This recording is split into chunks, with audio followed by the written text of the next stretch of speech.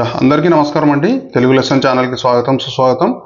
ఈరోజు మనం వీడియోలో తెలంగాణ టెట్కు సంబంధించి 10వ తరగతి తెలుగు వాచకానికి సంబంధించినటువంటి వ్యాకరణం అంతా కూడా చూసుకుందామండి. ఈ వీడియోలో మీకు దాదాపుగా 5 నుండి 8 మార్కుల వీడియో అండి. ఇది 5 నుండి 8 మార్కులు వచ్చే అవకాశం ఉంది. ఈ 10వ తరగతి కేవలం 10వ తరగతి కాకుండా అన్ని తరగతులను ఇక్కడ టచ్ చేస్తాను.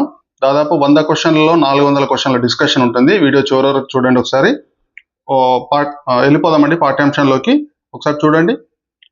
అత్యద్భుతం అనే పదానికి సరైన సంధి విచ్ఛేదం ఏది? సంధి విచ్ఛేదం అంటే సంధిని విడదీయడం అన్నమాట. సంధిని విడదీయడాన్ని ఏమంటారంటే సంధి విచ్ఛేదం అంటారు. అత్య ప్లస్ అద్భుతం, అతి ప్లస్ అద్భుతం, అత్త ప్లస్ అద్భుతం, అత్యద్ ప్లస్ భుతం. కన్ఫ్యూజ్ అవుతామండి మనం. ఈ ఫస్ట్ ఆప్షన్ దగ్గరే ఇదే ఉండొచ్చు అని పెట్టేస్తాం. అత్య ప్లస్ అద్భుతం, అరే బాగుంది కదా అని చెప్పి. కాదండి, అతి ప్లస్ అద్భుతం. ఎప్పుడైనా విడదీసినప్పుడు, మనం సంధి పదాన్ని విడదీసినప్పుడు 2 పదాలకు కూడా అర్థాలు వచ్చే విధంగా విడదీయాలి. అతి ప్లస్ అద్భుతం. ఇక్కడ మొదటి పదంలో పూర్వపదంలో చివర అచ్చు ఏముంది? ఈ అని ఉంది. ఇక్కడ ఆ ఉంది. ఈ రెండు కలిసినప్పుడు ఏమైందండి? యా వచ్చింది. యా యా ఇది యనాదేశ సంధి. యనాదేశ సంధి అంటే యా వా రా ఇవి వస్తాయన్నమాట. అంటే ఈ ఊరులకు అసవర్ణాచ్చులు పరమైతే ఈ ఊరులకు అసవర్ణాచ్చులు అంటే ఇవి కాకుండా వేరేవి పరమైనప్పుడు ఏమొస్తుంది? యా వస్తుంది, వా వస్తుంది, రా వస్తుంది. సింపుల్గా ఏంది? యావత్తు వస్తుంది, వావత్తు వస్తుంది, రావత్తు వస్తుంది. ఇది గుర్తుపెట్టుకోవాలండి సింపుల్గా. అత్యద్భుతం అంటే ఏంది? అతి ప్లస్ అద్భుతం. అత్యద్భుతం అనే పదం ఏ సంధికి ఉదాహరణ? ఇందాక చెప్పుకున్నాం కదండి. అత్యద్భుతం అనే పదం అనేది ఏ సంధికి ఉదాహరణ? యనాదేశ సంధికి ఉదాహరణ. సింపుల్. యా ఒత్తు కనిపించింది. ఒత్తున్న ప్రతిదీ యనాదేశ సంధి కాదు, గుర్తుపెట్టుకోవాలి. సింపుల్. యనాదేశ సంధికి సింపుల్ ఉదాహరణ ఏంటంటే ఈ ఊరులకు యావారాలు వస్తాయి. ఇక్కడ ఈకి ఏమైంది? ఇక్కడ యా వచ్చింది అనమాట. యా వచ్చింది. ఇది యనాదేశ సంధి. ఇట్లా గుర్తుపెట్టుకోవాలి. నెక్స్ట్, ఈ ఊరులకు అసవర్ణములైన అచ్చులు పరమైనప్పుడు క్రమంగా ఏవి ఆదేశంగా వస్తాయి? ఇందాకనే చూసాం కదండి. ఏమొస్తాయి? యావారాలు వస్తాయి. అసవర్ణములైన అచ్చులు అంటే ఏంటంటే ఈ ఊరు ఉన్నాయి కదా, అసవర్ణములైన అచ్చులు అంటే అవే కాకుండా మిగతావి. ఈకి ఆ పరమైతే, ఊ పరమైతే, ఇట్లా రూ పరమైతే, అంటే ఊకు ఊ కాకుండా మిగతావి ఏంటి చెప్పండి? ఆ, ఈ, రూ. ఇట్లా రూకి రూ కాకుండా మిగతా చెప్పండి? ఆ, ఈ, ఊ. ఇవి ఇలా అన్నమాట. సవర్ణములు అంటేనేమో సేమ్, అసవర్ణములు అంటేనేమో వేరు వేరు. ఓకేనా? నెక్స్ట్, గర్వోన్నతి అనే పదాన్ని విడదీయగా వచ్చే సరైన రూపం ఏది? గర్వోన్నతి విడదీసినప్పుడు 2 పదాలు సమాన అర్థాలు కలిగి ఉండాలి. సమాన అర్థాలు కాదు, సారీ, 2 పదాలకు అర్థాలు కలిగి ఉండాలి. గర్వో అంటే అర్థం లేదు. గర్వ ప్లస్ ఉన్నతి, గర్వ ప్లస్ ఓన్నతి, ఇది అర్థం లేదు. గర్వ ప్లస్ ఉన్నతి, దీనికి అర్థం లేదు. చూడండి, మిగిలినదేంది మనకు? గర్వ ప్లస్ ఉన్నతి, ఇది ఆన్సర్. గర్వ ప్లస్ ఉన్నతి, ఇది ఆన్సర్. గర్వోన్నతి అనేది ఏ సంధి పదం? ఇక్కడ చూడండి, గర్వ ప్లస్ ఉన్నతి విడదీసినప్పుడు ఇక్కడ అకారం ఉంది. ఆకు ఊ పరమైంది. ఊ పరమైతే ఏమొచ్చింది? ఇక్కడ ఓ వచ్చింది. ఆకు ఊ పరమైతే ఓ వస్తే అదేమంటామండి? గుణసంధి. గుణసంధి. గుణాలంటే ఏ ఓ ఆర్, వీటిని గుణాలు అంటారు. వీడియో చివరి వరకు చూడండి. మీరు అన్ని సంధులు, సమాసాలు, ఛందస్సు, అలంకారాలు అన్నీ కూడా దీంట్లో టచ్ అవుతాయి. దాదాపుగా 5 నుండి 8 మార్కులు ఈ పేపర్ నుండి మీరు సంపాదించే అవకాశం ఉంటుందండి. అభ్యాగతులకు అనే పదాన్ని విడదీయండి. అభ్యాగతులకు మనం ఏం చేస్తాం? సింపుల్గా అభ్యాగతులకు ఇదే ఉండొచ్చు పెట్టేస్తాం. కాదండి, అభ్యాగతులకు అంటే రెండింటికి అర్థం ఉండాలి. అభి ప్లస్ ఆగతులకు, అభ్యా ప్లస్ ఆగతులకు, అభి ప్లస్ అగతులకు. ఇక్కడ కన్ఫ్యూజన్ చూడండి. ఇక్కడ ఆ ఉంది దీర్ఘం, ఇక్కడ దీర్ఘం లేదు. ఈ రెండిట్లో కన్ఫ్యూజన్ ఏం చేస్తాం మనం? కలిస్తే దీర్ఘం వస్తుందేమని ఇదన్నా పెడతాం, లేదా అభ్యా ప్లస్ ఆగతులు ఇదన్నా పెడతాం. అసలైంది మర్చిపోతాం. ఇది అభి ప్లస్ ఆగతులకు. ఇకారానికి ఆపరమైతే ఏమైంది? యావత్ వచ్చింది. ఇదే సంధి. ఇందాకనే చెప్పుకున్నాం కదా, యనాదేశ సంధి. అభ్యాగతులకు అనే పదంలో ఉన్న సంధి ఏది? యనాదేశ సంధి. యనాదేశ సంధి. రంతిదేవుడు వదాన్యోత్తముడు. ఇక్కడ యావత్తుందని యనాదేశ సంధి పెట్టినాం. ఇక్కడ యావత్తుందని యనాదేశ సంధి పెడితే అవుట్. మనం చూద్దాం ఒకసారి. విడదీస్తే ఏమొస్తుంది? వదాన్యో ప్లస్ ఉత్తముడు. వదాన్యో అనే పదానికి అర్థం లేదు. వదాన్య ప్లస్ ఉత్తముడు, ఇది కరెక్ట్. ఇది ఎందుకు కాదు? వదాన్యు అనే పదానికి అర్థం లేదు. ఓత్తముడు అనే పదానికి అర్థం లేదు. ఇవి తప్పులు. కాబట్టి ఇది కరెక్ట్. వదాన్య ప్లస్ ఉత్తముడు. వదాన్యుడు అంటే దానం చేసేవాడు, ఉత్తముడు అంటే మంచివాడు, అంటే దాన గుణం కలిగిన వాడు అని అర్థం. వదాన్యోత్తముడు ఏ సంధి? ఇందాకనే చెప్పుకున్నాం కదా, యావత్తుంటే యనాదేశ సంధి అని, దీనికి యనాదేశ సంధి అని పెట్టామనుకో అవుట్. ఇక్కడ ఏంది? అకారానికి ఇక్కడ ఊ పరమైంది కదా, ఓ వచ్చింది. ఇందాకనే మనం చెప్పుకున్నాం కదా, ఏ ఓ ఆర్. ఈ మూడింటిని ఏమంటాం మనము? గుణములు అంటాం. గుణములు. గుణములు కాబట్టి ఇది ఏ సంధి? గుణసంధి. అణ్వాయుధాలు ఇది 2026లో ఒక సెషన్లో వచ్చిందండి. అణ్వాయుధాలను విడదీయమన్నాడు. అణ్వా ప్లస్ ఆయుధాలు, అరే సూపర్ ఉంది, కరెక్టే కదా ఇది. అణు ప్లస్ ఆయుధాలు ఇది కూడా బాగుంది, ఇది కరెక్టే. అనా ప్లస్ ఆయుధాలు ఇది కూడా కరెక్టే. అణ్వా ప్లస్ ఆయుధాలు ఇది కూడా కరెక్టే. అప్పుడు మనం ఏం చేస్తాం, సిస్టమ్ ముందు కూర్చొని ఏది కరెక్ట్ అని ఆలోచించి నెత్తి పట్టుకొని ఏదో ఒకటి తప్పు పెట్టేస్తాం. అట్లా కాదండి. అణు ప్లస్ ఆయుధాలు ఇది అంటే విడదీసినప్పుడు రెండు పదాలకు అర్థం రావాలి. అన్వా అనే దానికి అర్థం లేదు, అనా అనే దానికి అర్థం లేదు, ఇక్కడ అన్వా అనే దానికి కూడా అర్థం లేదు. అణు అంటే తెలిసే కదండి, అణు అంటే ఏందో. అణు అంటే ఆటం. ఇవి అణ్వాయుధాలు అనమాట. అణ్వాయుధాలు అనే పదంలో ఏ సంధి జరిగింది? ఇక్కడ ఊకారం ఉంది, ఊకి ఆపరం అయితే ఏమైంది, ఇక్కడ దీర్ఘం వచ్చింది. చూడండి ఇక్కడ ఏ సంధి ఇది. అణ్వాయుధాలు అనేది యనాదేశ సంధి, సింపుల్ యనాదేశ సంధి. ఎన్నులంటే యా వా రా, వీటినే యావత్తు వావత్తు రావత్తులుగా పెడతాం మనం. వ్యాకరణంలో ఆ ఈ ఏ ఇది గుర్తుపెట్టుకోవాలి బాగా. ఆ ఈ ఏ వీటిని ఏమంటారు? ఇవి మూడు ఉన్నాయి, సింపుల్గా గుర్తుపెట్టుకోవాలి. 1 2 3 1 2 3 త్రికం అంటాం. ఏక ద్వయ త్రయ త్రికం అంటాం. త్రికం వీటిని ఏమంటారంటే సర్వనామాలు అని కూడా అంటారు, గుర్తుపెట్టుకోండి. సర్వనామాలు ఆ ఈ ఏలు రెండు, త్రికములు మరియు సర్వనామాలు. త్రికములు కూడా సర్వనామాలు కూడా. ఇది వెరీ వెరీ ఇంపార్టెంట్ బిట్. అంటే ఆ అంటే సర్వనామం, ఈ ఏ నామవాచకాలకు బదులుగా వాడతాం. రైట్. నెక్స్ట్ అచ్చోటు అనే పదాన్ని త్రికసంధి నియమం ప్రకారంగా విడదీయగా వచ్చే రూపం. త్రికసంధి ప్రకారం విడదీయాలి. త్రికసంధి సూత్రం ఏందండి? ఆ ఈ ఏ ఈ మూడింటిని త్రికం అంటారు. త్రికము మీది అసంయుక్త హల్లునకు ద్విత్వం బహుళం అవుతుంది. అసంయుక్త హల్లు అంటే ఒత్తు లేని హల్లు. ఇక్కడ చూడండి, అచ్ చోటు, అచ్చుకు అనే దానికి మీనింగ్ లేదు.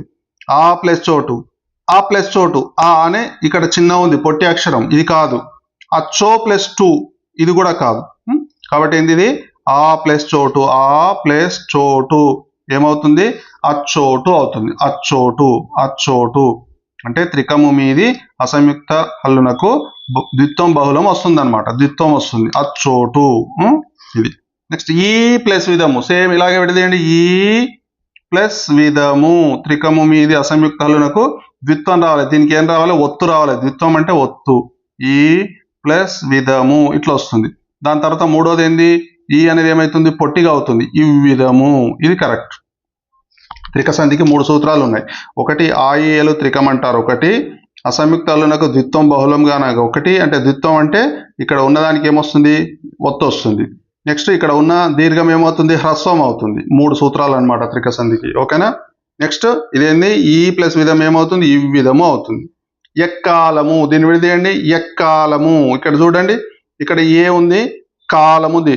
కలిపినప్పుడు దీనికి ఏమొచ్చింది? ఒత్తు రావాలి. కలిపినప్పుడు ఒత్తు వచ్చింది, విడదీసినప్పుడు ఒత్తు ఉండకూడదు. నెక్స్ట్ కలిపినప్పుడు ఇది చిన్నది రావాలి, పొట్టిది కావాలి. విడదీసినప్పుడు ఏమైంది? పెద్దగా అయింది. ఏ ప్లస్ కాలము, సింపుల్గా విడదీసుకోవచ్చు. ఈ త్రికసంధి సూత్రం మళ్ళీ ఒకసారి చెప్తున్నా చూడండి. ఆ ఈ ఏలను త్రికం అంటారు, ఈ మూడింటిని త్రికం అంటారు, అదొక సూత్రం. త్రికము మీది అసంయుక్త హల్లు, అసంయుక్త హల్లు అంటే ఒత్తు లేని హల్లు. కలిసినప్పుడు ఏం కావాలి? దీర్ఘం కావాలి. దీర్ఘం కాదు, ఒత్తు కావాలి. త్రికము మీది, ఇది త్రికం అంటే ఇది, దీని మీది అంటే ఇది. అసంయుక్త హల్లు అంటే ఒత్తు లేనిది. కలిసినప్పుడు ఏం కావాలి? ద్విత్వం రావాలి. ద్విత్వం వచ్చింది. ఓకేనా? ఇది రెండవ రూపం, ఇది ఒకటవ రూపం. ఇదేంది? ఇది ఫైనల్ కాదు. మళ్ళీ దీనికి ఏం కావాలి? ఇక్కడ ఏదైతే అచ్చు ఉందో, ఈ అచ్చు దీర్ఘం ఉంది కదా, దీర్ఘం ఉన్నది ఏం కావాలి? హ్రస్వం కావాలి. హ్రస్వం అంటే పొట్టి అక్షరం కావాలి. ఇది ఫైనల్ సూత్రం, ఇది ఫైనల్ సూత్రం, ఇది ఫైనల్ ఆన్సర్. ఓకేనా? ఎక్కాలము అని విడదీస్తే ఏంది? ఏ ప్లస్ కాలము, ఎక్ కాదు, ఏ ప్లస్ కాలం, ఇది ఆన్సర్. ఓకేనా? నెక్స్ట్ చూడండి, ఇక్కడ చూడండి. త్రికము మీది అసంయుక్త హల్లునకి ఏమవుతుంది? ఇందాకనే చెప్పుకున్నాం కదా, అసంయుక్త హల్లు అంటే ఒత్తు లేనిది. ఏ ప్లస్ కాలము అనుకున్నాం. ఈ రెండు కలిసినప్పుడు ఏమవుతుంది? అసంయుక్త హల్లు ఇది ఒత్తు లేనిది. ఒత్తు లేని దానికి ఏమొస్తుంది? ఒత్తు వస్తుంది. సింపుల్, ఒత్తు వస్తుంది. ఏ ఒత్తు వస్తుంది? ద్విత్వం వస్తుంది. ద్విత్వం, కాకు కావత్తు వస్తుంది. ద్విరుక్తమైన హల్లు పరమైనప్పుడు ఆచ్ఛికమైన దీర్ఘానికి ఏమొస్తుంది? ఇక్కడ చూడు, మనం ఏమనుకున్నాం? ఈ దీర్ఘం ఏమవుతుంది? ఇక్కడ ఈ హల్లు పరమైనప్పుడు, ద్విరుక్తమైన హల్లు అంటే ఒత్తు పరమైనప్పుడు ఈ దీర్ఘం ఏమవుతుంది? దీర్ఘం ఏం కావాలి? చిన్నగా కావాలి, పొట్టికి కావాలి. పొట్టిగా అంటే ఏంటది? హ్రస్వం. హ్రస్వం అవుతుంది. సింపుల్. ఒక వ్యాకరణ కార్యం నిత్యంగా రావడం, రాకపోవడం, వికల్పంగా రావడం, అన్యకార్యంగా రావడం. చూడండి ఇక్కడ ఒక వ్యాకరణ కార్యం ఏదైనా సరే నిత్యం అంటే తప్పనిసరిగా వస్తుంది, రాకపోవడం రాదు, వికల్పం అంటే 2 కావచ్చు, అన్యకారం అంటే మరో విధంగా జరగవచ్చు. వీటిని ఏమంటాం? 1 2 3 4 ఉన్నాయి కాబట్టి ఇది ఏంది? బహుళం. ఇట్లా గుర్తుపెట్టుకోవచ్చు. ఈ బహుళం అనేది అకార సంధికి బహుళం. ఇది గుర్తుపెట్టుకోండి. అకార సంధి బహుళం. ఇకార సంధికి ఏమొస్తుంది? వైకల్పికం వస్తుంది. ఇకార సంధి వైకల్పికం. ఉకార సంధికి ఏమొస్తుంది? ఉకార సంధికి నిత్యం వస్తుంది. వైకల్పికం అంటే నిత్యం రావచ్చు రాకపోవచ్చు. బహుళం అంటే 4 రావచ్చు రాకపోవచ్చు, 2 రావచ్చు, వేరే విధంగా రావచ్చు. నిత్యం అంటే ఖచ్చితంగా రావడం. ఈ అకార ఇకార ఉకార ఆ ఈ ఉ ఇవి అచ్చులు వరుసగా ఉన్నాయి. ఇట్లా గుర్తుపెట్టుకోండి. వైని ఈ కోడ్ గుర్తుపెట్టుకోండి. వైని ఇది ఒక బిట్ తప్పనిసరిగా మనకు ప్రతి సంవత్సరం 2025లో 24లో 2026లో ప్రతి సంవత్సరం ఇది ఒక బిట్ వస్తుంది. సింపుల్గా అంటాడు. అత్తునకు సంధి బహుళం, వైకల్పికం, నిత్యం, ఏది కాదు. ఇట్లా అత్తునకు సంధి ఏంది? బహుళం. ఇత్తునకు సంధి వైకల్పికం, ఉత్తునకు సంధి నిత్యం. సింపుల్ కోడ్ భవైని అని పెట్టుకోండి. ఇంకా సింపుల్గా మీదో ఎవరైనా భావన అనే పేరు ఉంటే ఆ పేరు పెట్టుకోండి. భావన అనే పేరు పెట్టుకుంటే ఇంకా ఈజీ గుర్తుంటుంది. నెక్స్ట్ చూడండి. ఆచ్చికం అనగా ఏమిటి? ఇందాక చెప్పుకున్నాం కదా, ఆచ్చికం ఒక దీర్ఘం హ్రస్వం అవుతుంది అని చెప్పుకున్నాం. ఆచ్చికం అంటే ఏంది? ఇది సింపుల్. ఆచ్చికం అంటే అచ్చ తెలుగు పదం. ఆచి ఇక్కడ ఉంది కదండి, ఆచి ఇది అచ్చ. ఇది గుర్తుపెట్టుకోండి. అచ్చ. ఆచ్చికం అంటే అచ్చ తెలుగు పదం. పేదరాలు పదాన్ని విడదీయగా వచ్చే రూపం ఇది. పేదరాలు సింపుల్. పేదరాలు సింపుల్. అరే బాగుంది కదా, దీన్ని విడదీస్తే ఏమవుతుంది? పేద ప్లస్ రాలు. ఇది కరెక్ట్ అనుకుంటాం. కాదండి. పేద ప్లస్ ఆలు, పేదరాలు. ఇది కాదు. పేద ప్లస్ ఆలు కలిసినప్పుడు రకారం వస్తుంది. రకారం వస్తుంది. ఈ అక్షరం అదనంగా రావడాన్ని ఏమంటారు? రకారం ఆగమంగా వస్తుంది. రకారం ఆగమంగా వచ్చింది కాబట్టి అది రుగాగమం. సింపుల్ గుర్తుపెట్టుకోండి. అదే టకారం ఆగమంగా వస్తే టుగాగమం. తూగు ప్లస్ ఉయ్యేలా, తూగు టు ఇయ్యేలా అని వస్తుంది. టుగాగమం. నుకారం అంటే నకారం ఆగమంగా వస్తే నుగాగమం. ఏ అక్షరం ఆగమంగా వస్తే అది ఆగ. ఇక్కడ రకారం వచ్చింది కాబట్టి రుగాగమం. ఇది గుర్తుపెట్టుకోవాలి. ఏంటిది ఆగమం అంటే? ఒక వర్ణము మిత్రుడి వలె అదనంగా వచ్చి చేరడాన్ని ఆగమం అంటారు. ఆగమం. మిత్రుడిలాగా వస్తే ఆగమం. శత్రువులాగా వస్తే ఆదేశం. శత్రువులాగా ఎట్లా అంటే సింపుల్ చూడండి. ఇక్కడ పేద ప్లస్ ఆలు చెప్పుకున్నాం. ఇది పేదాలు. ఇక్కడ మధ్యలో ఏమొచ్చింది? పేద ప్లస్ రకారం వచ్చింది, ఆలు వచ్చింది. ఓకేనా? కలిసినప్పుడు ఏమైంది? రకారం ఏమైంది? ఇది దీంట్లో కలిసింది. అంటే పేద రకారం ఆ 2 కలిసి రాలు అయ్యింది. ఇది పేదరాలు. ఇట్లా జరిగినప్పుడు ఈ రకారం వచ్చి ఇక్కడ చేరినప్పుడు ఇందులో ఉండే ఏ అచ్చునైనా తీసేసిందా? తీసేయలేదు. వచ్చి సపడగాకుండా ఈ మధ్యలో కూర్చుంది. అట్లా సపడగాకుండా అంటే నలుగురిలోకి వచ్చినప్పుడు సపడగాకుండా మధ్యలో కూర్చొని ఎవరిని డిస్టర్బ్ చేయకుండా ఉండేవాడు మిత్రుడిలాగా వచ్చి కలుస్తుంది. ఇది శత్రువు అయితే ఏమవుతుందంటే ఇవి ఆదేశ సంధులు. శత్రువు అయితే ఏం చేస్తాడు? ఎవరన్నా ఒకరిని పక్కకు జరిపి వాడు కూర్చుంటాడు. అంటే ఇట్లా 2 పదాల మధ్య ఏదైనా అక్షరం వచ్చినప్పుడు వేరే అక్షరాన్ని తొలగిస్తే అది ఆదేశం. తొలగించకుండా సపడగాకుండా కూర్చుంటే అది ఆగమ సంధి అవుతుందన్నమాట. నెక్స్ట్ చూడండి. పేద, బీద, బాలింత మొదలైన శబ్దాలను వ్యాకరణంలో ఏమంటారంటే సింపుల్. మొదటి అక్షరం ఉంది కదా, మొదటి పదం ఉంది కదా, వీటిని పేదాది శబ్దాలు అంటారు. పేద ఆది శబ్దాలు అంటే పేద మొదలైన శబ్దాలు. శబ్దం అంటే పదము. అది గుర్తుపెట్టుకోవాలి. శబ్దం అంటే ఒక సౌండ్ కాదు. శబ్దం అంటే పదం. పేద, బీద, బాలింత ఇట్లాంటి పదాలను ఏమంటారు? పేదాదులు అంటారు. పేదాదులు అంటే పేద అనే శబ్దాలు అన్నమాట. కర్మధారయం నందు పేదాది శబ్దాలకు ఆలు శబ్దం పరమైతే ఏమవుతుంది? కర్మధారయం నందు పేదాది శబ్దాలకు పేద అనే దానికి ఆలు కలిసింది, లేదా బీద అనే దానికి ఆలు కలిసింది. ఏం కావాలి? ఇది పేదరాలు కావాలి, ఇది బీదరాలు కావాలి. అంటే ఏం జరిగింది? మధ్యలో రకారం వచ్చింది. ఏమొచ్చింది? ఆగమం వచ్చింది. రకారం ఆగమం అయితే ఏమవుతుంది? అది రుగాగమం అవుతుంది. రకారం ఆగమం అయితే ఏమవుతుంది? అది రుగాగమం అవుతుంది. ముద్దరాలు, దీన్ని విడదీయండి. సేమ్. పేద, బీద, బాలింత, ముద్ద ఇవన్నీ కూడా ఒకటే పదాలు. రకారం లేకుండా రాయాలి. విడదీసినప్పుడు ఏం చేయాలి? రకారం లేకుండా రాయాలి. ముద్ద ప్లస్ ఆలు. ఇక్కడ చూడండి, ఇది ముద్ద ప్లస్ ఆలు, ఇది ముద్దరాలు. జవరాలు రకారం లేకుండా రాయాలి. ఎందుకంటే రకారం మనం తెచ్చుకున్నాం కదా, రకారం లేకుండా రాస్తే సరిపోతుంది. రకారం తెచ్చుకున్నాం మనం. రకారం లేకుండా చూడండి, జవరాలు. ఇది ఆన్సర్ కరెక్ట్. జవరాలు. మనుమరాలు విడదీస్తే రకారం లేకుండా విడదీయాలి. మనుమ ప్లస్ ఆలు ఇది విడదీయండి. 1కి 2 సార్లు చదవాలండి ఆప్షన్స్ చదవకుండా కన్ఫ్యూజ్. ఇక్కడ ఇగో మనుమ ప్లస్ రాలు ఇది పెడతాం మనం. 1కి 2 సార్లు ఆప్షన్స్ చదవాలి, ప్రశ్న 2 సార్లు చదవాలి, ఆప్షన్స్ 2 సార్లు చదవాలి. అప్పుడే మనకు ఖచ్చితమైన ఆన్సర్స్ వస్తాయి. టకటక పెట్టేసినాక బయటకు వచ్చినాక అబ్బా నెత్తి పట్టుకుంటే ఇబ్బంది. ఇది జీతానికి ముడిపడి ఉన్న సమస్య. ఇన్ సర్వీస్ టీచర్లకి జీవితానికి ముడిపడి ఉన్న సమస్య టెట్ అనేది. ఇది టెట్ గుర్తుపెట్టుకోండి. కొమరాలు విడదీస్తే సింపుల్, రకారం తీసేయాలి. కొమ ప్లస్ ఆలు కొమరాలు. గుణవంతురాలు విడదీయాలి. చూడండి ఇక్కడ గుణవంత, ఇక్కడ తేడా ఉంది చూడండి, ఇక్కడ గుర్తుపెట్టుకోండి. గుణవంత ప్లస్ ఆలు, గుణవంతు ప్లస్ ఆలు. ఈ గుణవంతురాలు, శ్రీమంతురాలు ఇట్లాంటి పదాలు వచ్చినప్పుడు చాలా జాగ్రత్తగా మైండ్లో పెట్టుకోండి. ఇక్కడ విడదీసినప్పుడు అకారం వస్తుంది, గుణవంతరాలు వస్తుంది. గుణవంత. ఇక్కడ అకారం ఏమవుతుంది కలిసినప్పుడు, ఈ రెండు కలిసినప్పుడు అకారం ఏమవుతుంది ఉకారం అవుతుంది. ఇక్కడ ఊ అవుతుంది అంటే గుణవంతురాలు అవుతుంది కలిపితే. విడదీస్తే మాత్రం గుణవంత ప్లస్ ఆలు అనే విడదీయాలి, కలిపితే మాత్రం గుణవంతురాలు అవుతుంది. ఇది బాగా గుర్తుపెట్టుకోండి. ఇది 1కి 2 సార్లు గుర్తుపెట్టుకోండి. 5 స్టార్ పెట్టుకోండి దీనికి, లేకుంటే ఎన్ని స్టార్లన్నా పెట్టుకోండి. బుద్ధిమంత ప్లస్ ఆలు సేమ్ ఏం చేసినాం మనం ఇందాక కలిపినప్పుడు. ఇప్పుడు ఉదాహరణకు పేద ప్లస్ ఆలు కలిపినప్పుడు ఏం చేసినాం, పేదరాలు. ఏం కలవలే, ఇంకా ఎక్స్ట్రా ఏం రాలే. ఇది అట్లా కాదు, ఎక్స్ట్రా ఏం కలుస్తుంది ఇక్కడ, ఊ కలుస్తుంది. బుద్ధిమంత ప్లస్ ఆలు కలిస్తే ఏమవుతుంది, బుద్ధిమంతురాలు అవుతుంది. బుద్ధిమంతురాలు ఇది గుర్తుపెట్టుకోవాలి. Very very very very very very very very important. ఓకేనా. నెక్స్ట్ ఇది కూడా చూడండి, శ్రీమంతురాలు. విడదీస్తే ఏం కావాలి, ఇందాక ఏం చెప్పుకున్నాం మనము, కలిపినప్పుడు ఊ వస్తుంది, విడదీస్తే ఊ రాకూడదు.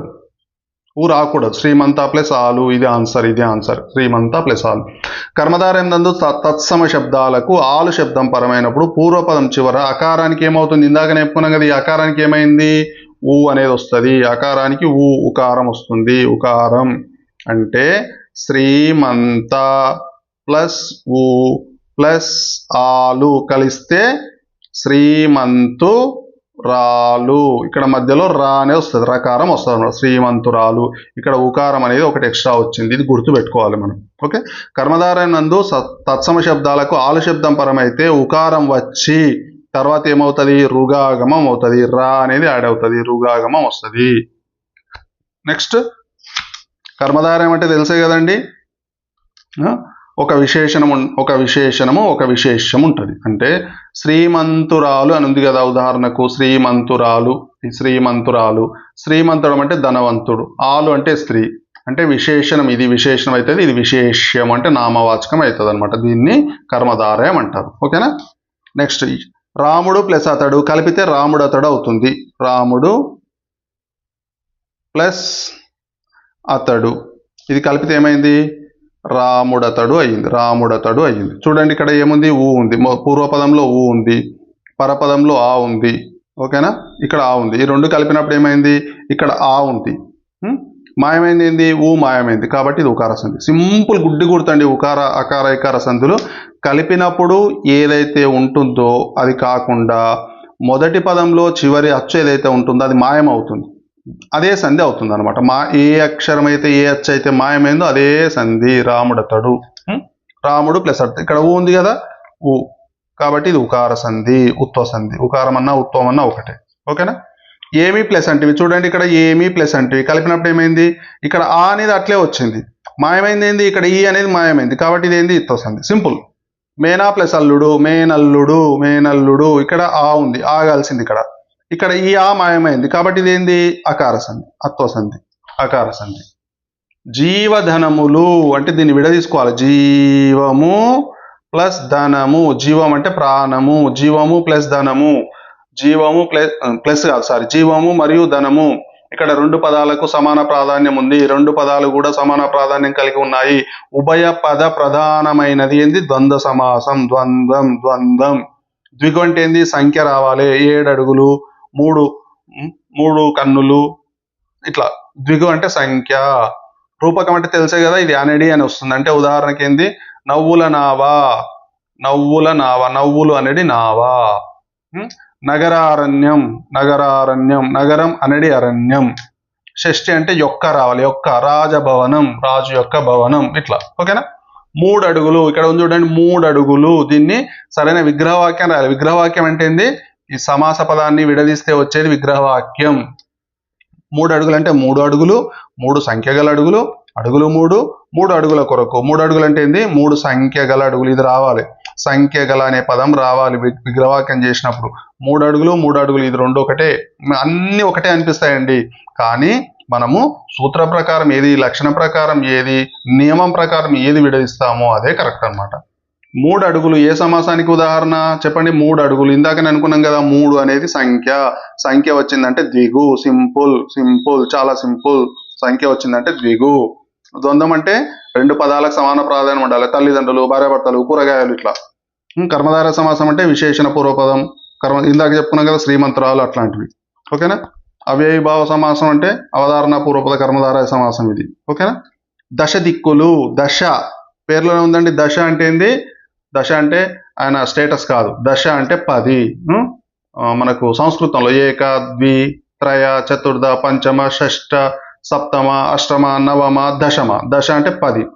10 దిక్కులు. 10 దిక్కులను రాస్తే సరిపోదు, 10 సంఖ్య, ఇది రావాలి. సంఖ్య, సంఖ్య, ద్విగు సమాసం, 10 సంఖ్య గల దిక్కులు, ఇది ఆన్సర్. దశ దిక్కులు అనేది ఏ సమాసం? ఇందాక చెప్పుకున్నాం కదా, ద్విగు సమాసం, ద్విగు సమాసం.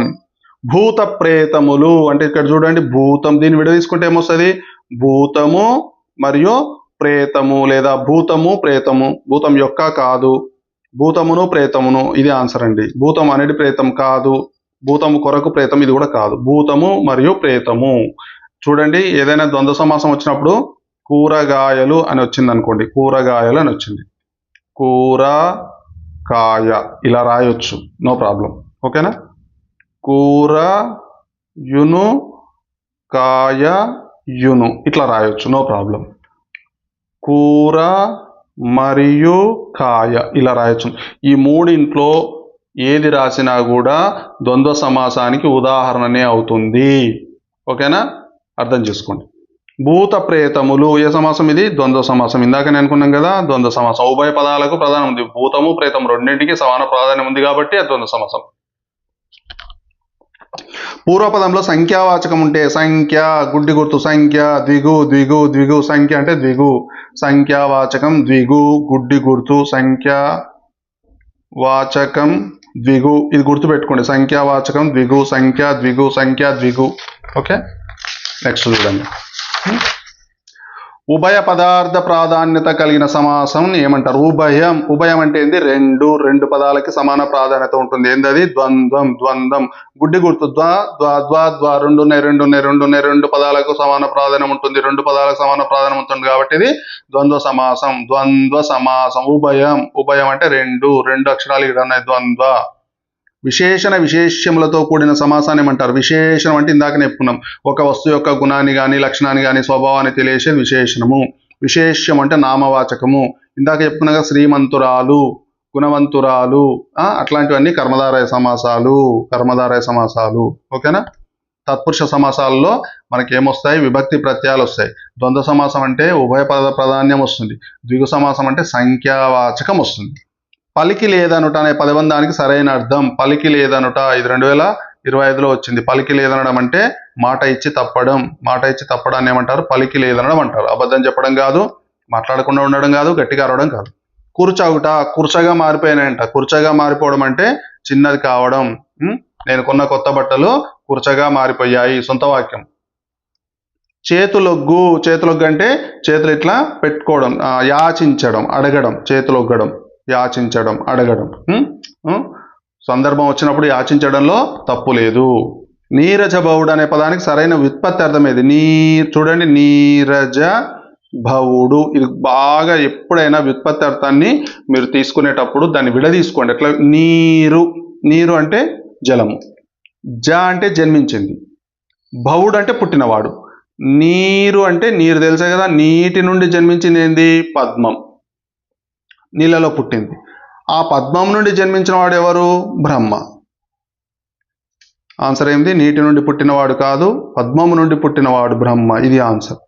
ఏదైనా ఒక్కటే అండి, మీరు వ్యుత్పత్తి అర్థాన్ని తీసుకునేటప్పుడు ఆ అక్షరాలను ఏం చేయాలంటే విడదీసుకోవాలి. నీరజము, నీరజము అంటే నీటి నుండి జన్మించింది పద్మం. నీరజ భవుడు, భవుడు అంటే పుట్టినవాడు, పద్మం నుండి పుట్టినవాడు బ్రహ్మ. ఈ రకంగా నీరజ, పద్మజ ఇట్లాంటివన్నీ కూడా. ఓకేనా? ఇది ఏ సమాసం అవుతుంది? నీరజము నుండి పుట్టినవాడు బ్రహ్మ. ఏ సమాసం అవుతుంది? అన్య పదార్థ ప్రధానం. ఏ సమాసం? బహువ్రీహి. ఇది గుర్తుపెట్టుకోండి, బహువ్రీహి సమాసం. వేరే పదం అర్థంగా వస్తే అది బహువ్రీహి సమాసం. త్రివిక్రముడు, పేర్లను ఉంది. త్రి అంటే మూడు, విక్రముడు మూడు లోకాలను ఆక్రమించినవాడు. విక్రముడు అంటే ఆక్రమించినవాడు. ఎవరు? విష్ణువు. ఇది ఆన్సర్.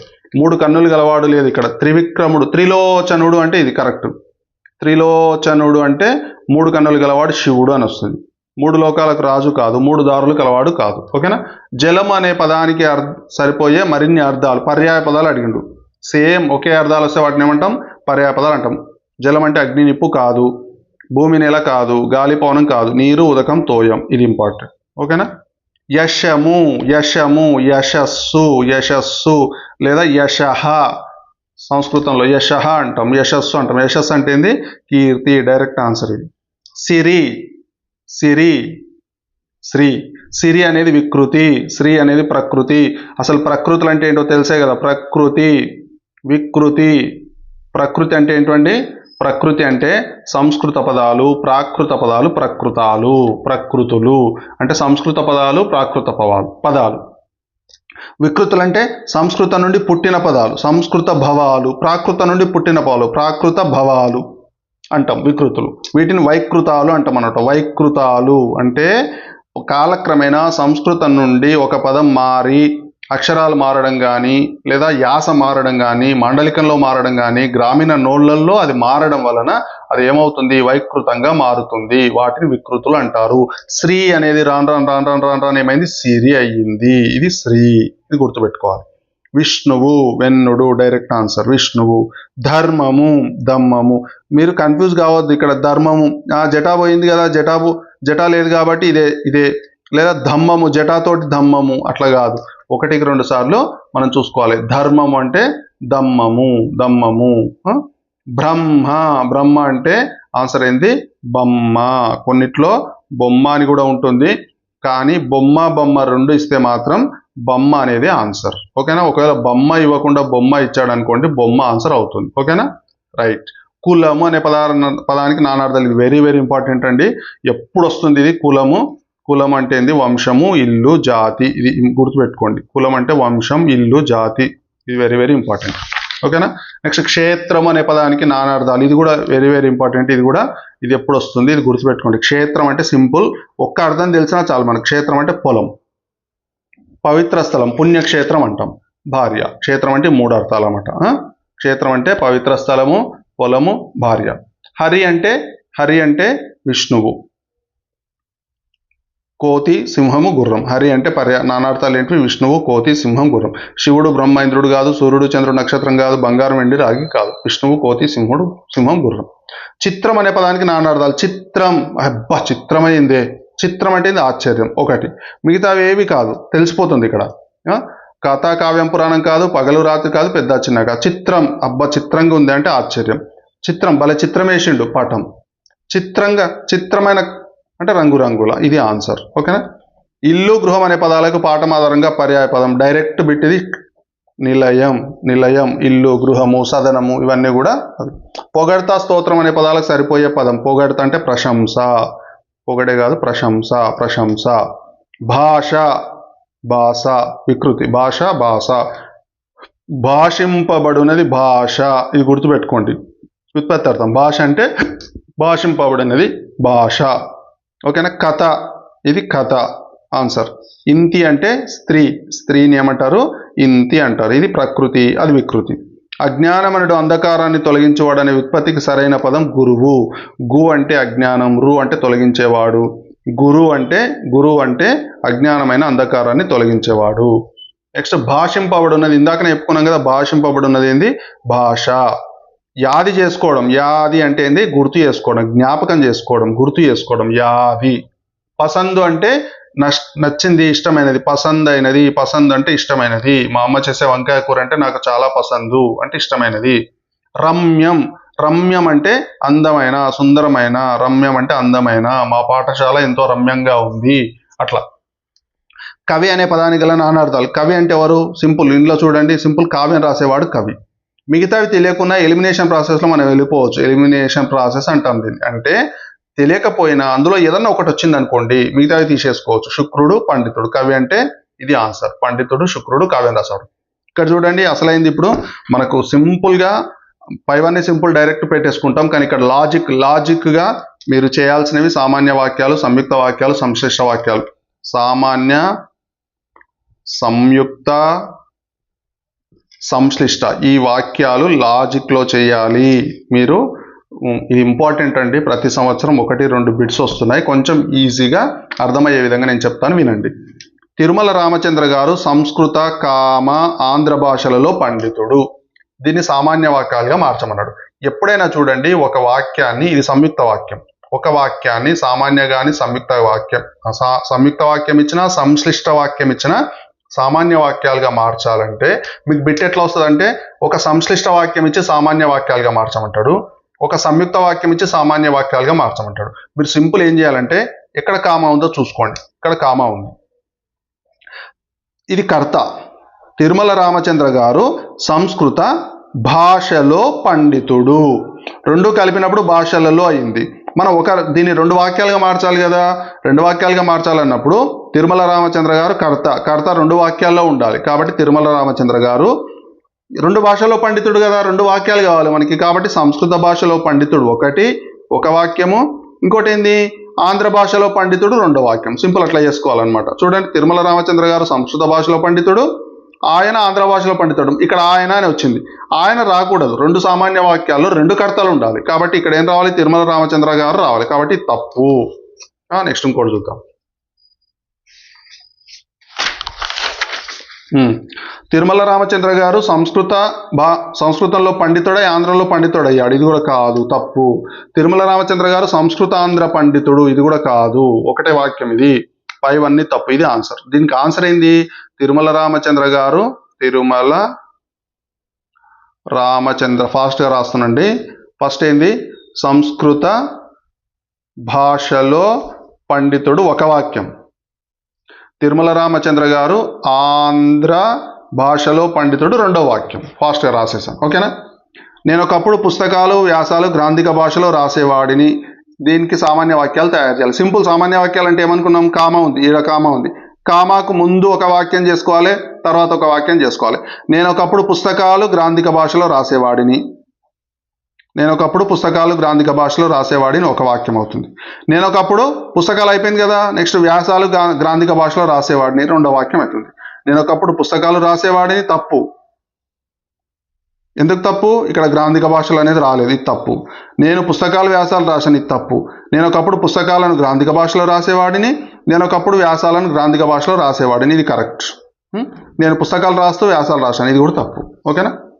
ఇంట్లో మాట్లాడే భాష, బడిలో చదివే భాష వేరు వేరు. దీని సామాన్య వాక్యాల రూపం. చూడండి, ఇక్కడ 2 వాక్యాలు ఉన్నాయి, ఇంట్లో మాట్లాడే భాష, బడిలో చదివే భాష. కామ ఎక్కడుందో, కామాకు ఎడమవైపు ఒక వాక్యం, కుడివైపు ఒక వాక్యం అవుతుంది.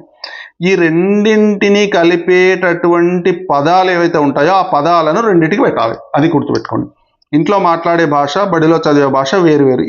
ఈ పదాలు ఏం చేసినాయి, ఈ 2 వాక్యాలను కలిపినాయి. కాబట్టి ఏం చేయాలి, ఈ పదాలని రెండింటికి కలపాలి మనం. ఇంట్లో మాట్లాడే భాష వేరు, బడిలో చదివే భాష వేరు. ఇది డైరెక్ట్ ఆన్సర్. ఇంట్లో మాట్లాడే భాష వేరు, బడిలో చదివే భాష వేరు. మిగతావన్నీ కూడా తప్పు. తెలుగు వాళ్ళ పలుకుబడి పల్లె ప్రజల భాషల్లో దొరుకుతాయి, వాటిని మనం భద్రపరచుకోవడం లేదు. దీని సంయుక్త వాక్యం ఇది. ఇది గుర్తుపెట్టుకోండి. ఇప్పుడు నేను ఒకటి మీకు క్లారిటీ ఇస్తాను చూడండి. సామాన్య వాక్యం అంటే ఏంది, సామాన్య. సంయుక్త వాక్యం అంటే ఏంది, సంయుక్త. సంశ్లిష్ట వాక్యం అంటే ఏంది, సంశ్లిష్ట. ఇప్పుడు చూడండి, ఇది ఒక క్లారిటీ చేసుకోండి. సామాన్య వాక్యం అంటే కర్త ప్లస్ కర్మ ప్లస్ క్రియ ఏదైనా ఉండొచ్చు. అంటే కర్త లేకుండా కర్మక్రియ ఉండొచ్చు, కర్మ లేకుండా కర్తక్రియ ఉండొచ్చు, కర్త కర్మనే ఉండి క్రియ కూడా ఉండొచ్చు, క్రియ లేకుండా ఉండొచ్చు, క్రియారహిత వాక్యాలు కూడా ఉంటాయి. ఆమె టీచరు, ఆయన డాక్టర్, ఇవి క్రియారహిత వాక్యాలు. రాజు చదువుతున్నాడు, కర్మ లేదు. పుస్తకం చదివారు, కర్త లేదు. అట్లా ఉంటాయన్నమాట. ఏదైనా సరే ఇది ఒక వాక్యం రూపంలో ఉంటుంది. సంయుక్త అంటే రెండు వాక్యాలను కలపాలి. రెండు వాక్యాలను కలిపినప్పుడు కొన్ని పదాలు వస్తాయి. ఉదాహరణకు రైలు వచ్చింది, చుట్టాలు రాలేదు. కానీ వర్షాలు పడ్డాయి, పంటలు పండాయి. అందువల్ల మధ్యలో అనుసంధానంగా కొన్ని పదాలు కలుస్తాయి. మరియు, కానీ, అందువల్ల ఇట్లాంటి పదాలు వస్తాయి అన్నమాట. సంశ్లిష్ట అంటే ఏంటంటే మొదటి వాక్యంలోని క్రియ ఏదైతే ఉందో అది అసమాపక క్రియగా మారుతుంది. అంటే ఉదాహరణకు వచ్చాడు అని ఉంది, రాముడు వచ్చాడు. ఉదాహరణకి రాముడు వచ్చాడు, రాముడు పడుకున్నాడు, పడుకున్నాడు అని ఉంది. ఈ రెండు వాక్యాలు. దీన్ని ఏం చేయాలి మనం? అసమాపక క్రియగా మార్చాలి. అసమాపక క్రియ అంటే వచ్చాడుకి ఏం చేస్తాం? వచ్చి అని రాస్తాం. రాముడు వచ్చి పడుకున్నాడు. రాముడు రెండోసారి అవసరం లేదు, పడుకున్నాడు. అంటే ఇక్కడ వచ్చాడు వచ్చి, తిన్నాడు తిని, లేచాడు లేచి, పడుకున్నాడు పడుకుని, చదివాడు చదివి, చేశాడు చేసి, వెళ్ళాడు వెళ్ళి, ఇట్లా అసమాపక క్రియ, క్రియ పూర్తి కాకూడదు, ఇట్లాంటివి చేయాలన్నమాట. సింపుల్. ఇక్కడ చూడండి, తెలుగు వాళ్ళ పలుకుబడి పల్లె ప్రజల భాషలో దొరుకుతాయి, వాటిని మనం భద్రపరచుకోవడం లేదు. ఈ సంయుక్త వాక్యం ఏం చేయమంటుంది? దొరుకుతాయి కానీ మనం ఏం చేయాలి? భద్రపరచుకోవడం లేదు. ఇక్కడ ఏం రాయాలి? మిడిల్లో కానీ అని రాస్తే చాలు. ఓకేనా? ఈ సంయుక్త వాక్యం అయిపోతుంది. ఎక్కడ ఉంది కానీ అనేది? ఇక్కడ ఉంది, ఇక్కడ ఉంది. అయిపోయి సింపుల్. ఇది కూడా కరెక్ట్, ఇది కరెక్ట్ ఆన్సర్. ఓకేనా? నెక్స్ట్. ఓకేనా? తెలుగు వాళ్ళ పలుకుబడి పల్లె ప్రజల భాషల్లో దొరుకుతుంది. దొరుకుతుంది కాదండి, దొరుకుతాయి. ఇది కరెక్ట్ ఆన్సర్. చదవాలి, చూడండి. చదవకుండా పెట్టేస్తే మార్కులు అవుతాయి. తెలుగు వాళ్ళ పలుకుబడి పల్లె ప్రజల భాషలో దొరుకుతాయి కానీ వాటిని మనం భద్రపరచుకోవడం లేదు. పలుకుబడులు అనాలి ఇక్కడ, ఎందుకంటే దొరుకుతాయి అన్నాడు కదా. పలుకుబడులు అంటే కరెక్ట్ ఆన్సర్. ఓకేనా? ప్రశ్న చదవాలండి. ఇందులో కానీ ఉంది, ఇందులో కానీ ఉంది. అబ్బా కానీ ఉంది అని పెట్టేసినాం అంటే అవుట్. నేను కూడా సరిగా చూడకుండా పెట్టేసిన. ఇది answer. Correct answer C. Nalgonda జిల్లాలో ఎందరో కవులు ఉన్నారు, నల్గొండ జిల్లాలో కథకులు ఉన్నారు, నల్గొండ జిల్లాలో విలేకరులు ఉన్నారు. చూడండి, దీన్ని సంయుక్త వాక్యంగా చేయాలంటే నల్గొండ జిల్లాలో 3 సార్లు వచ్చింది. ఏం చేయాలి మనం? ఒక్కసారి తీసుకోవాలి. నల్గొండ జిల్లాలో ఒక్కసారి తీసుకోవాలి. ఒకటే వాక్యం చేస్తున్నాం కదా సంయుక్త వాక్యం, కాబట్టి ఒకటి తీసుకోవాలి. ఓకేనా? నల్గొండ జిల్లాలో ఉన్నారు అనేది కూడా ఎన్నిసార్లు వచ్చింది? 3 సార్లు వచ్చింది. కాబట్టి ఏం చేయాలి? ఒకటిసారి తీసుకోవాలి. నల్గొండ జిల్లాలో ఎందరో కవులు, కథకులు, చివరి దానికి ఏం చేస్తాం? మరియు అని పెడతాం. మరియు విలేకరులు ఉన్నారు. ఇది సరిపోతుంది. నల్గొండ జిల్లాలో కవులు, కథకులు, పత్రికా విలేకరులు ఉన్నారు. నల్గొండ జిల్లాలో కవులు ఉండి కథకులు విలేకరులు అయ్యారు. నల్గొండ జిల్లాలో కవులతో పాటు కథకులు ఉంటూ విలేకరులుగా ఉన్నారు. పైవన్నీ సరైనవి. తప్పు ఇది. నల్గొండ జిల్లాలో కవులు, కథకులు, పత్రికా విలేకరులు ఉన్నారు. ఇది కరెక్ట్ ఆన్సర్. ఇక్కడ మరియు రావాలి, యాక్చువల్గా రాకపోయినా నష్టం ఏమీ లేదు. ఓకేనా? నమాజు చదవడానికి ఎందరో వస్తుంటారు, నమాజు చదివి ఎందరో పోతుంటారు. సింపుల్ అండి. సంయుక్త వాక్యంగా మార్చేటప్పుడు రెండింట్లో కామన్ ఉన్న తీసేసేయాలి. నమాజు చదివి అనేది కామన్ ఉంది, చదవడానికి చదివి రెండు కామన్ ఉంది. కాబట్టి ఏం చేయాలి? నమాజు చదవడానికి ఎందరో వస్తుంటారు, ఎందరో కూడా ఉంది కామన్, అది తీసేయాలి. మరియు పోతుంటారు, చదవడానికి వస్తుంటారు మరియు పోతుంటారు. ఇది కరెక్ట్ ఆన్సర్. సింపుల్. నెక్స్ట్ చూడండి, అంబటిపూడి వెంకటరత్నం కావ్యం రాశాడు, అంబటిపూడి వెంకటరత్నం అచ్చు వేయించాడు. ఈ పదాలన్నీ ఎక్కడవండి మీకు? ఈ పదాలు ఎందుకు వస్తున్నాయి? ఇవే ఉదాహరణలు ఎందుకు తీసుకున్నారంటే పుస్తకంలో ఇవే ఉన్నాయి. పుస్తకంలో ఉన్న పదాలను మాత్రమే మనం ఉదాహరణలుగా తీసుకోవాలి. ఎందుకంటే పుస్తకంలో ఉన్న అంశాలు మాత్రమే మనకు టెట్లో వస్తాయి. ఎక్స్ట్రా మెటీరియల్ మీకు అవసరమే లేదు. వేరే మెటీరియల్ చదవకూడదు. చదివినా వేస్ట్, టైం వేస్ట్, వృధా. అంబటిపూడి వెంకటరత్నం కావ్యం రాశాడు, అంబటిపూడి వెంకటరత్నం అచ్చు వేయించాడు. దీన్ని ఏం చేయమన్నాడు? సంశ్లిష్ట వాక్యం చేయమన్నాడు. సంశ్లిష్ట తప్పుబడింది, ప్రింట్ మిస్టేక్. సంశ్లిష్ట అంటే ఏమనుకున్నాం మనం? దీన్ని ఏం చేయమన్నాం మనం? అసమాపక క్రియగా చేయాలి. రాసి, అంబటిపూడి వెంకటరత్నం కావ్యం రాసి, మళ్ళీ రెండోసారి ఇది అవసరం లేదు, తీసేయాలి. అచ్చు వేయించాడు. అంబటిపూడి వెంకటరత్నం కావ్యం రాశాడు, మరి ఇది సంయుక్త అవుతుంది. మనకు కావాల్సింది ఏంది? సంశ్లిష్ట. కావ్యం రాసి అచ్చు వేయించాడు. ఇది కరెక్ట్ ఆన్సర్. ఓకేనా? చూడండి. నెక్స్ట్, గడియారం రామకృష్ణ శర్మ మంచి పాండిత్యం సంపాదించాడు. గడియారం రామకృష్ణ శర్మ అనేక సన్మానాలు పొందాడు. సంశ్లిష్ట వాక్యం చేయాలి. మంచి పాండిత్యం సంపాదించాడుకి ఏం చేయాలి? సంపాదించి అనాలి. ఇక్కడ రెండోసారి వచ్చిన గడియారం రామకృష్ణ శర్మని తీసేయాలి. గడియారం రామకృష్ణ శర్మ మంచి పాండిత్యం సంపాదించి అనేక సన్మానాలు పొందాడు. ఇది కరెక్ట్ ఆన్సర్. సంపాదించి అనేక సన్మానాలు పొందాడు. ఇది correct answer. Very good. Kappagantula Lakshmana Sastri Karnasundara నాటకాన్ని అనువదించాడు, కర్ణసుందర నాటకాన్ని ప్రచురించాడు. సింపుల్ ఇక్కడ ఏం చేయాలి, కర్ణసుందర నాటకాన్ని 2 సార్లు వచ్చింది కాబట్టి ఒకసారి తీసేయాలి, అనువదించాడని ఏం చేయాలి, మనం అనువదించి అని రాయాలి.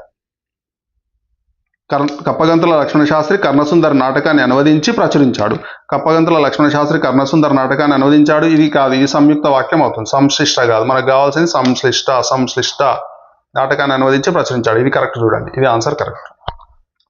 నెక్స్ట్ చూడండి, తెలంగాణమ్మున గడ్డిపోచయం సంధించన్ కృపానమ్ము. ఇది పద్యపాదం ఏ ఛందస్సుకు సంబంధించింది? ఎప్పుడైనా సరే మీకు టెట్లో ఈ ఛందస్సుకు సంబంధించింది తెలుసుకోవాలి అంటే మొదటి 3 అక్షరాలు చేస్తే చాలు. మొదటి 3 అక్షరాలు మొత్తం చేయాల్సిన అవసరం లేదు, మీకు టైం వేస్ట్. సింపుల్గా మొదటి 3 అక్షరాలు చేయండి. ఇది తే అంటే ఏంది, దీనికి దీర్ఘం లేదు కాబట్టి ఇది లఘువు. లా అంటే దీనికి దీర్ఘం లేదు కాబట్టి ఇది లఘువు. గాకు దీర్ఘం ఉంది కాబట్టి ఇది గురువు. లఘు గురువు ఏమవుతుంది? నేను ఒక కోడ్ చెప్పిన కదండి, కోడ్ నేర్చుకోవాలి మీరు. బా జ స యా రా త నా మ. బా ఆది గురువు, 2 లఘువులు. ఇది మధ్య గురువు, ఇది అంత్య గురువు. ఇది ఆది లఘువు, ఇది మధ్య లఘువు, ఇది అంత్య లఘువు. సారీ త అంటే ఇది. నా అంటే 3 నామాలు, మా అంటే 3 గురువులు. ఇది నేను మీకు కోడ్ చెప్పానండి. ఎక్కడ ఉంది? మెయిన్ వీడియోలో ఉంది. ఛందస్సు అనే వీడియో చూడండి ఒకసారి. సింపుల్గా మీరు జీవితాంతం మీరు రిటైర్ అయ్యే వరకు, రిటైర్ అయిన తర్వాత మీ మనుమలకు మనవరాన్లకు కూడా నేర్పించే విధంగా నేను కోడ్ తయారు చేయడం జరిగింది. వారిని కూడా ప్రభుత్వ ఉద్యోగాల్లో స్థిరంగా నిలబెట్టే బాధ్యత మనది కాబట్టి ఈ కోడ్ నేర్చుకుందాం, వాళ్ళకు కూడా చెప్పుదాం. ఇక్కడ ఏమైంది? లఘు గురువు ఏమొచ్చింది? లఘు గురువు. సగనం దేనికి ఉంటుందండి? సగనం దేనికి ఉంటుంది? ఉత్పలమాలకు భరణభ బరవ ఉంటుంది. భరణభ బరవ. చంపకమాలకు నజభజ జజర. మత్తేబంకు సభరణమయవ. శార్దూలానికి మసజస తతగ. మనకేమొచ్చింది? సా వచ్చింది. సా ఏంది? ఇది మత్తేబం. సింపుల్. ఇవన్నీ మొత్తం చేసి అబ్బా ఈడ గురువు అంటే లఘువా గురువా, అనా ఉంది ఇది లఘువా గురువా, డా వస్తుంది లఘువా, ఇదంతా కష్టపడి అనవసరంగా చేయొద్దు. 3 అక్షరాలు చేసుకోండి. మొదటి 3 అక్షరాలు చేసుకోండి. సగనం వచ్చిందంటే ఏంటది? మత్తేబం. సింపుల్. ఇది మత్తేబ పద్యం. మత్తేబం ఉందా? ఇది మత్తేబ పద్యం. అంతే ఇంకా. ఓకేనా? మత్తేబ పద్యపాదంలో వచ్చే గణాల వరుస క్రమం ఇది. సభరణమయవ, ఇది భరణభ బరవ, ఉత్పలమాల, చంపకమాల, నజభజ జర, మత్తేబం, సభరణమయవ, శార్దూలం, మసజస తతగా. ఇది గుర్తుపెట్టుకోండి. ఓకేనా? కులమున్ రాజ్యమున్ తేజమున్ నిలుపు మీకు జుండు విశ్వంబరు. ఈ పద్యం ఏ ఛందస్సులో ఉంది? మళ్ళీ ఛందస్సు ఏం చేయాలి మనము? జస్ట్ 3 అక్షరాలు తీసుకోవాలి. 1 2 3. ఈ నకారం కలిపితే 1 అక్షరం అండి. ఇది సపరేట్, నకారం సపరేట్ కాదు. ఈ 2 కలిపితే ఏంది? ఇది లఘువు, ఇది లఘువు. నకారం ఉంది కాబట్టి, పొల్లు ఉంది కాబట్టి ఇది గురువు. లఘు గురువు ఏమవుతుంది? మళ్ళా మత్తేబం అవుతుంది. సింపుల్. మత్తేబ పద్యపాదంలో ఎన్ని అక్షరాలు ఉంటాయి? సింపుల్ అండి. అక్షరాలు కూడా మీరు గుర్తుపెట్టుకోవడానికి బట్టి పట్టవలసిన అవసరం లేదు. స భ ర న మ య వ. మొత్తం ఎన్ని గణాలు లెక్క పెట్టండి. 1 2 3 4 5 6 7 గణాలు ఉన్నాయి. కానీ 1 2 3 4 5 6 ఈ 6 మాత్రమే 3 గణాలవి. 6 మాత్రం 3 గణాలవి. వా అనేది లగము. లగము అంటే 2 గణాలు. 1 2 గణాలు. 6 ముళ్ళ 18 ప్లస్ 2 20 ఉంటాయి. మత్తేబంలో 20 ఉంటాయండి. ఓకేనా? నిరయంబైన నిబంధమైన ధరణి నిర్మూలనంబైన నీ ప్రసిద్ధ పద్యం ఏ ఛందస్సులో ఉంది? సింపుల్. ఏం చేయాలి మనం? సింపుల్గా నిరయం 0 ఉంది ఇక్కడ. ఇవి మాత్రమే తీయాలి. నీ అంటే లఘు, రా అంటే లఘు, ఎం అంటే గురువు. లఘు గురువు ఏంది? ఇక్కడ లఘు గురు. సా దేనికి వస్తుంది? మత్తేబం. సభరణమయవ. మత్తేబం అయిపోయింది. ఇది మత్తేబం. ఓకేనా? 88. వెళ్దాం. 5 నిమిషాలు ఉంటుందండి. కొన్ని ట్రిక్స్ ఉన్నాయి లాస్ట్లో, గుర్తుపెట్టుకోండి. ఓకేనా? కారే రాజులు రాజ్యములు కలుగవే గర్వోన్నతిం పొందరే పద్యం ఏ ఛందస్సునికి చెందింది? కారే రాజులు మొత్తం అవసరం లేదు మనకు. 3 అక్షరాలను తీసుకుందాం. 3 అక్షరాలు. కాక్ దీర్ఘం ఉంది, గురువు. కారే రేక్ దీర్ఘం ఉంది, గురువు. రాజులు రాక్ దీర్ఘం ఉంది, గురువు. 3 గురువులు. 3 గురువులు అంటే ఏంది? మగనము. మగనం దేనికి వస్తుందండి? మత్తేబం అయితే సవరణమయవ. శార్దూలం మసజస తతగా. శార్దూలం మసజస తతగా. శార్దూలం ఉందా? ఇక్కడ ఉంది చూడండి. శార్దూలం. ఇది ఆన్సర్. శార్దూల పద్యపాదంలో వచ్చే గణాల వరుస క్రమం ఏంది? శార్దూలం మసజస తతగా. మసజ సా రావాలి ఈడ. తతగా ఇది మసజస తతగా ఇది. శార్దుల పద్యపదంలో మొత్తం ఎన్ని అక్షరాలు ఉంటాయి? సింపుల్ అండి. అక్షరాలు గుర్తుపెట్టుకోవాలంటే మా స జ స త త గ ఎన్ని 7 ఉన్నాయి. కానీ 1 2 3 4 5 6 ఈ 6 మాత్రం 3 అక్షరాల గణాలు. గ అంటే గురువు 1 అక్షర గణం. చూడండి 6 18 ఇది 1 మొత్తం 19 గణాలు ఉంటాయి. ఈ 19 ఓకేనా రైట్. ధాత్రిని హాలికొనకు సుక్షేత్రము బీజములు నొకట చేకూరు బంగుని ఇది కందపద్యం అండి. ఇది మనకు లేదు, ఇది వదిలేద్దాం. బ్రతకవచ్చుగాక బహువందనములని ఇది కూడా కందపద్యము, ఇది మనకు లేదు, వదిలేద్దాం. ఎందుకంటే కందం మనకు లేదు, అది నేర్చుకొని టైం వేస్ట్ చేసుకోవడం అవసరం లేదు. ఇంకోటి అది నేర్చుకోవడం వల్ల కందం రాసిన వాడే కవి అంటారు. కందం అనేది కొన్ని క్లిష్టంగా ఉంటుంది. ఆ క్లిష్టమైనది ఇప్పుడు నేర్చుకోవాల్సిన అవసరం కూడా మనకు లేదు, మనకు లేని సిలబస్ అవసరం లేదు. కందపద్యం టెట్లో లేదు. ఎందుకంటే 10వ తరగతి వరకు కందపద్యం లక్షణాలు అనేవి 10వ తరగతి వరకు లేవు. పద్యాలు ఉన్నాయి కానీ ఆ పద్య లక్షణాలు లేవు కాబట్టి మనకు రావు. కాబట్టి టెన్షన్ పడవలసిన అవసరం లేదు. ఓకేనా నెక్స్ట్. భాష 2 తీర్లు. ఒకటి బడి పలుకుల భాష, రెండవది పలుకుబడుల భాష అని అన్నది ఎవరు? ఇది మనకు 2025లో ఒక సెషన్లో వచ్చిందండి. భాష 2 తీర్లు. ఒకటి బడి పలుకుల భాష అంటే బడిలో నేర్పించే భాష, రెండోది పలుకుబడుల భాష అంటే సమాజంలో సామెతల రూపంలో నేర్చుకునే భాష అన్నది ఎవరంటే కాళోజీ నారాయణరావు. నా గొడవ అనే గ్రంథాన్ని రాస్తాడు. నా తెలంగాణ కోటి రతనాల వీణ అని నినదించిన కవి ఎవరు? డైరెక్ట్ పెట్టింది దాశరథి కృష్ణమాచార్య. నా తెలంగాణ కోటి రతనాల వీణ అంటాడు. మా నిజాం రాజు జన్మాల బూజు అంటాడు. గడ్డిపోచయున్ సంధించన్ కృపానమ్మయ్యి అంటాడు. అంటే తెలంగాణలో గడ్డిపోచ కూడా కత్తిలాగా మారిందంట. అంటే శక్తి లేని అల్పులు కూడా నిజాం రాజును ఎదిరించడానికి కత్తి పట్టి యుద్ధం చేయడానికి సాహసించారు అంటాడు దాశరథి కృష్ణమాచార్య. ఓకేనా. దానశీలము పాఠ్యభాగ కవి ఎవరు? డైరెక్ట్ అండి బమ్మెర పోతన దానశీలం పాఠం రాసిండు. భాగవతం నుండి అష్టమ స్కందం నుండి తీసుకోబడింది దానశీలం అనేది. ఓకేనా. ఎవరి భాష వాళ్ళకు వినసొంపు పాఠ్యభాగం ఏ సంపుటిలోనిది? ఇది ఎవరి భాష వాళ్ళకు వినసొంపు రాసింది ఎవరంటే సామల సదాశివ రాశాడు. ఆయన రాసిన యాది అనే గ్రంథం నుండి తీసుకున్నాడు. యాది అనేది ఆయన ఆత్మకథ. యాది అంటే గుర్తు చేసుకోవడం, గుర్తు చేసుకోవడం. ఓకేనా. వీర తెలంగాణ పాఠ్యభాగం దాశరథి గారి ఏ కవితా సంపుటిలోనిది? రుద్రవీణ అనే కవితా సంపుటి అండి. దాశరథి కృష్ణమాచార్యులు రాసినటువంటి రుద్రవీణ. పొల్యూట్ కాని ఉర్దూని ఏమని పిలిచేవారంటే డైరెక్ట్ బిట్టిది బేగ్మతి జుబాన్ అనేవాళ్ళు. పొల్యూట్ కాని ఉర్దూ అంటే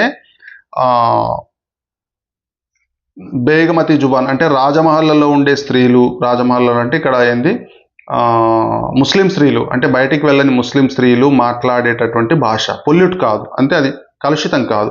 భాష ఎప్పుడు కలుషితం అవుతుంది? ఇది గుర్తుపెట్టుకోండి. భాష కలుషితం ఎప్పుడవుతుంది? కలుషితం అంటే వేరే భాషా పదాలు కలవడం. వేరే భాషా పదాలు ఎప్పుడు కలుస్తాయి? ఈ భాష మాట్లాడే వాళ్ళు వేరే భాష వాళ్ళతో మాట్లాడితేనే కలుస్తాయి అవి. ఇట్లా ఈ ముస్లిం స్త్రీలు ఎక్కువగా బయట వెళ్ళరు కాబట్టి, అంటే ఒకప్పుడు వెళ్ళరు కాబట్టి వాళ్ళ భాష పొల్యూట్ కాలేదు, దాన్ని బేగ్మతి జుబాన్ అంటారు అని సామల సదాశివ ఇందులో చెప్పాడు మనకి. ఓకేనా. వరంగల్ తెలుగును ఏ తెలుగు అనవచ్చు అని రచయిత పేర్కొన్నాడు. Very very important. Star mark పెట్టుకోండి. Very very important. ఇది టక్సాలి తెలుగు. టక్సాలి అంటే ఏంటంటే టంకసాల అంటే ఏంటంటే దాన్ని మింట్ అంటాం ఇంగ్లీష్లో. మింట్ అంటే ఏంటంటే కరెన్సీ తయారయ్యే ప్రాంతం. అంటే వరంగల్లు తెలుగు అనేది అచ్చమైన తెలుగు. కరెన్సీ తయారయ్యే ప్రాంతం మింట్ ఉంది కదా, ఈ మింటులో తయారైన కరెన్సీకి మాత్రమే వాల్యూ ఉంటుంది. బయట తయారయ్యే కరెన్సీ మొత్తం అది ఫేక్ కరెన్సీ. అట్లా వరంగల్ అనేది టక్సాలి తెలుగు అంటారు. అంటే టంకసాలలో తయారైన తెలుగు. టంకసాలలో తయారైన కరెన్సీకి ఎంత విలువ ఉంటుందో వరంగల్ తెలుగుకి అంత విలువ ఉంటుందని చెప్పాడు అనమాట. ఓకేనా. ఇదండి, ఇది మొత్తం 10వ తరగతికి సంబంధించి మొత్తం సిలబస్ను నేను వివరించడం జరిగింది. ఇందులో నుండి మీకు 5 నుండి 8 ప్రశ్నలు తప్పనిసరిగా వచ్చే అవకాశం ఉంటుంది. అంటే ఇవే ప్రశ్నలు రాకపోవచ్చు, ఈ బేసిక్స్ ఆధారంగా మీకు వస్తాయి. కాబట్టి ఒకటికి 2 సార్లు చూడండి. అలాగే ఛానల్లో మనకు మొత్తం 6 నుండి 10 తరగతుల సిలబస్ సంబంధించిన వీడియో ఉంది, అదొకసారి చూడండి. మొత్తం టోటల్ సిలబస్ ఉంది. 49 పేజీల మెటీరియల్ కూడా నేను ఫ్రీగా డౌన్లోడ్కి అవకాశం ఇచ్చాను. దాంతోపాటు 30 పేజీల మెథడ్స్ కూడా నేను డౌన్లోడ్కి అవకాశం ఇచ్చాను. మీరు డిస్క్రిప్షన్లో ఇచ్చిన గూగుల్ ఫామ్ నింపి సబ్మిట్ చేయగానే మీకు గూగుల్ డ్రైవ్ లింక్స్ వస్తాయి. ఆ లింక్స్ ఆధారంగా ఈ మెటీరియల్ మీరు ఫ్రీగా డౌన్లోడ్ చేసుకోవచ్చు, డబ్బులు పెట్టి కొనవలసిన పని లేదు. ఈ మెటీరియల్ మీకు 30 మార్కులు తీసుకొచ్చే మెటీరియల్ అండి. ఈ వీడియో మీకు నచ్చినట్లయితే షేర్ చేయండి, సబ్స్క్రైబ్ చేసుకోండి, కామెంట్లో మీ ఒపీనియన్ కామెంట్లో చెప్పండి. ఇంకా మీకు ఎలాంటి వీడియోలు కావాలో కామెంట్లో అడగండి. Thank you very much.